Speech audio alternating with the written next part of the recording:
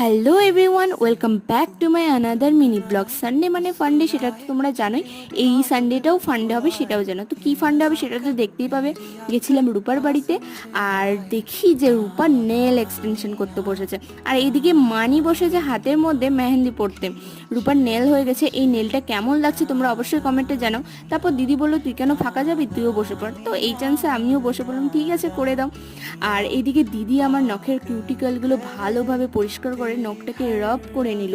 রাব করে নিয়ে তারপরে ফেক নেলস লাগিয়ে নখটাকে আবারও ভালোভাবে রাব করে নিয়ে ক্লিয়ার জেল লাগিয়ে দিল, মানে যেটা আমাদের বেস কোট। তারপরে বললো যে এটাকে ইউভি লাইটের মধ্যে রাখা। সব থেকে বোরিং পার্ট হচ্ছে এটাই। তারপরে আমার এখানে স্পাইডার জেল লাগিয়ে নখটাকে একদম কমপ্লিট করলো। কমপ্লিট করার পরে কেমন লাগছে সেটা কমেন্টে জানাও, আর তোমরা যদি করতে চাও অবশ্যই কমেন্টে জানাও, আমি কন্ট্যাক্ট করিয়ে দেবো। Thanks for watching. ভালো লাগলে প্লিজ লাইক কমেন্ট শেয়ার করো, অ্যান্ড টাটা।